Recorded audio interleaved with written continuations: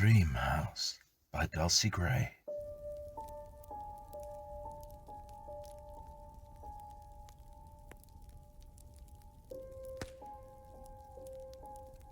They sat side by side on the sofa in my office, and I thought I had never seen a more incongruous pair.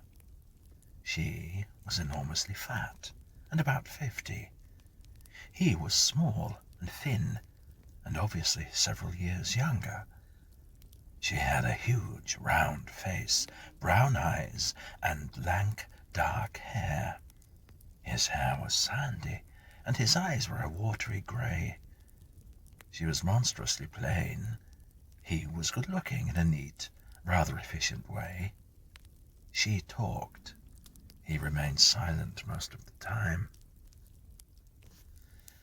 For a large woman, she was very vivacious. She waved her beautiful hands when she spoke, and when she laughed, which was often, she showed 2 rows of still excellent teeth. "And so, you see," she said finally, "we thought we'd come to you."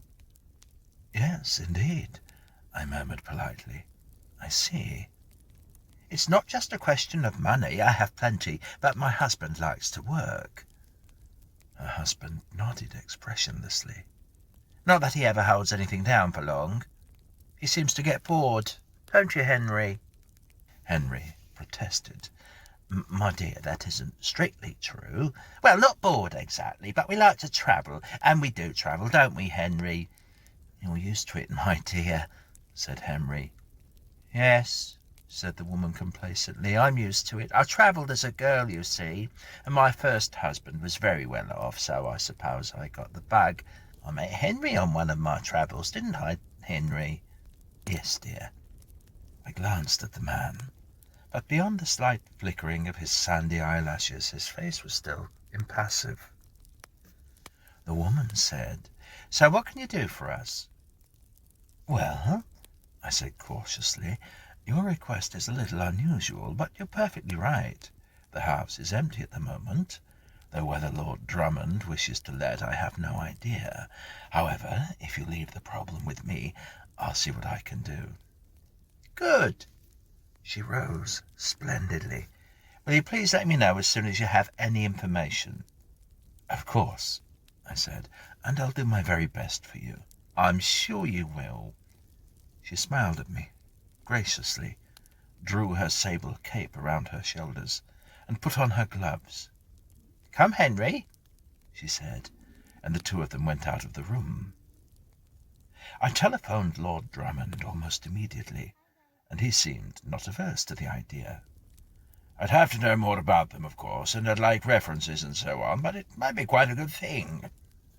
House fell empty when my agent's wife died, and I have no one in mind as a replacement at the moment. It's a very isolated house, although it's on the estate, so they are unlikely to bother me. But would it bother them, do you suppose? Are they townspeople? We'd better have a trial period, I think, say 18 months. One thing I would like to know is how they came to discover the house at all." I wrote to Mrs. Dentchworth, telling her what Lord Drummond had said, and including his inquiry, and she replied by return of post, saying that she and her husband were delighted, especially her husband, who had set his heart on the house, because he had been billeted in a nearby village during the war, when he had seen the house and fallen in love with it. In due course their references came through, and they met Lord Drummond, who then telephoned me to say that I could proceed with the arrangements as soon as I liked. "Rum pair," he said. "She's pretty ghastly, but he seems quite a decent little chap. Anyway, they appear solvent. He's been offered an excellent job here in Bladen, which is why they want the place, you see, as a constructional engineer, so I'll give it a try. I shall be away most of the winter in any case, so I shan't see much of them, and they are willing to pay quite a tidy price." I heard no more from him or the Dentchworths until Christmas. Mr. Dentchworth must have written the card, because the handwriting was different from that on all previous communications. He wrote, "Thank you for arranging this house for us. My wife calls it her dream house. So do I. You're both well. Best wishes, Marjorie and Henry Dentworth." I threw it away with the rest of the cards on January the 6th, and thought no more about them, until I had occasion to visit Lord Drummond the same month about another of the houses at Bladen, and, being free at tea-time or thereabouts, decided to call on them. Mrs. Dentworth seemed pleased to see me, her husband less so. She graciously gave me tea out of a silver pot, being very much the lady of the manor, and she ordered him about more like a lackey than a husband, and scolded him for putting the milk in his own tea first. "So common," she said. I gathered that she was getting on his nerves a good deal, although he didn't say anything, although he looked daggers at her when she ordered him out of the room to get more hot water for the tea. She, however, seemed oblivious of any undercurrents of strain, and was very excited about some alterations that the Dentworths were doing to the house. "He's doing them all absolutely single-handedly," she said proudly. "Building is obviously a sideline of his, and he's doing it all quite beautifully." When the 18 months were up, I once again heard from Mr. Dentworth. "My wife and I are not renewing the lease," he wrote. "We have been very happy here, and Lord Drummond has been an excellent landlord. But my wife wishes to travel. England gets too cold for her in the winter. She's used to the sun, so we're off to Honolulu in a few weeks' time." I happened to run into Lord Drummond shortly after this in St. James Street, and after the usual greetings I remarked that I had heard from the Dentworths, and inquired whether he wished to re-let the house. "Don't see why not," he said. "It was quite a success. There were no trouble at all. Devoted to each other, apparently. Kept themselves to themselves. Can't understand it, really. Each one to his taste and all that, but she wasn't my idea of a perfect mate. Talk, talk, talk. Mean with the purse strings, and years older than he. What's more, she made him drop the job for this Honolulu business, and he was well liked in the village. Spent quite a lot of money on the house, too, which seems a waste under the circumstances. Splendid for me, though, of course. So, no complaints. First-class constructional engineer, they tell me, first class. Yeah, well, takes all sorts. All sorts." He waved his umbrella at me, and we parted. I only saw Dentworth once again. I had been sent to Jamaica on business, and while I was there, I went to Round Hill for a drink and a swim. Round Hill is one of the most luxurious hotels in the world, and Dentworth looked prosperous and happy. He seemed surprised to see me, but very affable, and inquired after Lord Drummond. I told him that his lordship was well, and not unnaturally asked after his wife. At once his face clouded. "She's dead," he said sadly. "I miss her terribly." "I'm sorry," I murmured. "I had no idea." "Yes, very sudden, very sudden. Never meet anyone like her again." Before I could question him further, a very pretty girl came up to talk to him, and since I was now getting late for my business appointment, I hurried away and soon forgot all about him, and that was the last I ever saw of him. I heard from him, however, the other day. The letter was posthumous and read as follows: "My dear Andrews, this is a rather delicate matter, and I hesitate to write directly to Lord Drummond, but I think he ought to be told.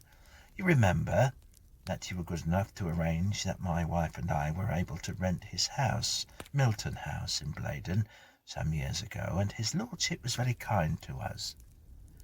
Among other things, he was good enough to let me do some decorations and alterations. The house needed modernising. Actually, it needed more bathrooms, and we put these in at our own expense. Lord Drummond expressed himself delighted, which pleased me. What might distress him, however, should he or anyone else do any further structural alterations, is that my wife is walled up between the bathroom and the dressing-room of the principal bedroom suite. My wife always said that bedroom suite was a revolting expression, but I can't describe what I mean more accurately. I married my wife for her money because As she quite rightly used to say, I was too lazy to like work. She never stopped nagging at me for this, though what she thought I or anyone else would have married her for at her age and with her looks I can't imagine. After 5 almost intolerable years, I managed to get rid of her. I thought out ways and means, as any murderer must do, and was beginning to despair of arranging it, when a friend whom I'd once met in the Air Force during the war wrote to me and offered me a job in his newly opened factory in Bladen. Well, here was my chance. You see, Milton House was the perfect front for my scheme. I knew it well from the days when I was stationed at Bladen, and it was also extremely convenient for the job at the factory. Now, if it transpired that the house was empty, I was on my way to my heart's desire. I wrote to my friend inquiring after this, and he told me it was. I was in luck. So I accepted his offer, and, well, you know the rest.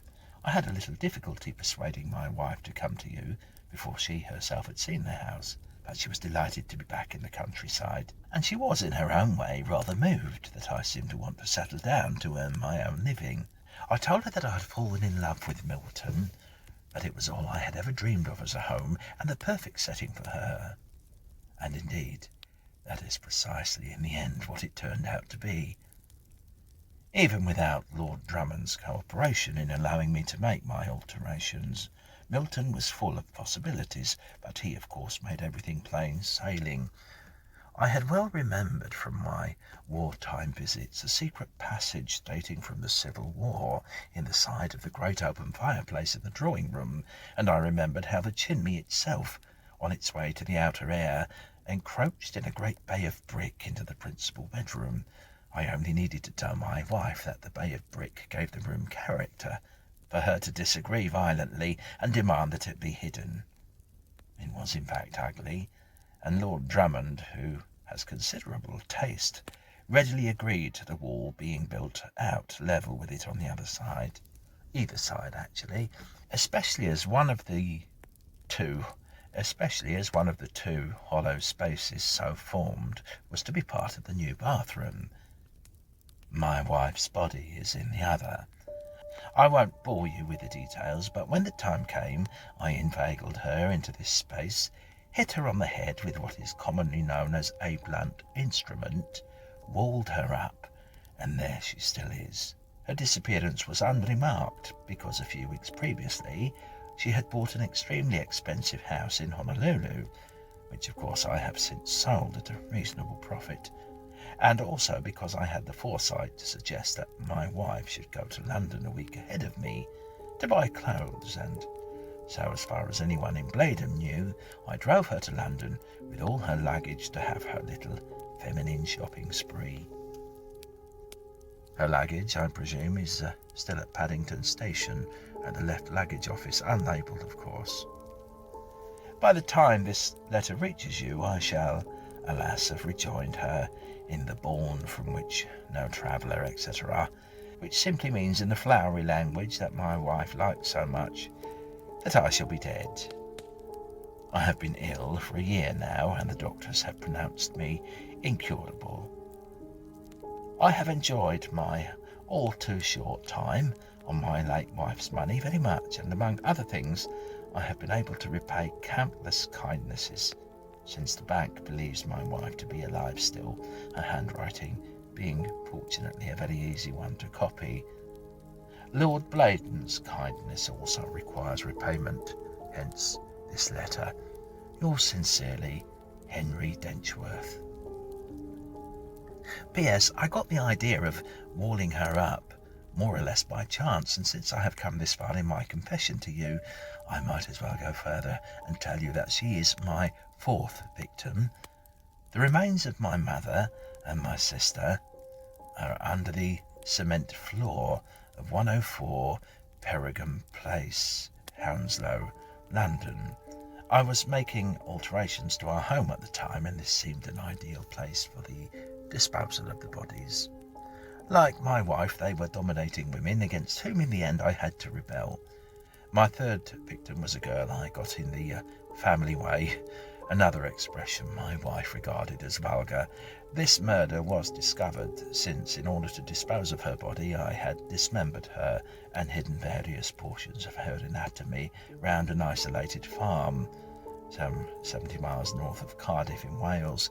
Her headless torso, in a brown paper flour bag, was unfortunately not well enough buried, and again unfortunately the owner of the farm was executed for the crime, since it was not known I had been in the district that night. So you will understand that when it came to the point of deciding to kill my wife, I wished to go back to method A, which had been so successful. There was one worrying change in the circumstances of the last murder, however, and I must say that for a couple of days I was in considerable distress. I told you that I had hit my wife on the head with a blunt instrument before walling her up. Well, I didn't hit her hard enough, and once incarcerated, she came to, imagine, and for 2.5 days she screamed, banged on the wall and tried to get free. Worrying for me, to say the least, and it nearly upset the arrangements. However, in the end, all was well. P.P.S. My wife considered postscripts both vulgar and effeminate. She had a theory that if one had anything interesting to say, one automatically contained it in the letter itself. I trust I haven't bored you. H.D.